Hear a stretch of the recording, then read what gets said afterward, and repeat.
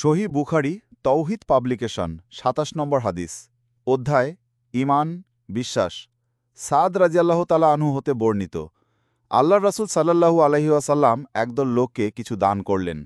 সাদ রাদিয়াল্লাহু তাআলা আনহু সেখানে বসেছিলেন। সাদ রাদিয়াল্লাহু তাআলা আনহু বলেন, আল্লাহর রাসূল সাল্লাল্লাহু আলাইহি ওয়াসাল্লাম তাদের এক ব্যক্তিকে কিছু দিলেন না। সে ব্যক্তি আমার নিকট তাদের চেয়ে অধিক পছন্দের ছিল। তাই আমি আরজ করলাম, হে আল্লাহর রাসূল, অমুক ব্যক্তিকে আপনি বাদ দিলেন কেন? আল্লাহর শপথ, আমি তো তাকে মুমিন বলেই জানি।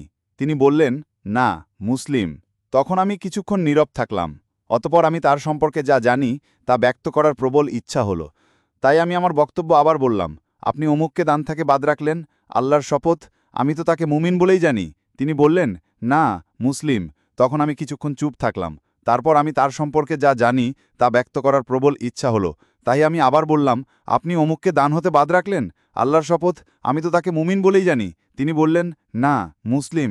তখন আমি কিছুক্ষণ চুপ থাকলাম। তারপর আমি তার সম্পর্কে যা জানি তা ব্যক্ত করার প্রবল ইচ্ছা হলো। তাই আমি আমার বক্তব্য আবার বললাম। আল্লাহ রাসূল সাল্লাল্লাহু আলাইহি ওয়াসাল্লাম পুনরায় সেই একই জবাব দিলেন। তারপর বললেন, সাদ, আমি কখনো ব্যক্তিবিশেষকে দান করি, অথচ অন্য লোক আমার নিকট তার চেয়ে অধিক প্রিয়, তা এ আশঙ্কায় যে সে ঈমান থেকে ফিরে যেতে পারে, পরিণামে আল্লাহ তাআলা তাকে অধোমুখে জাহান্নামে নিক্ষিপ্ত করবেন। হাদিসের মান সহিহ।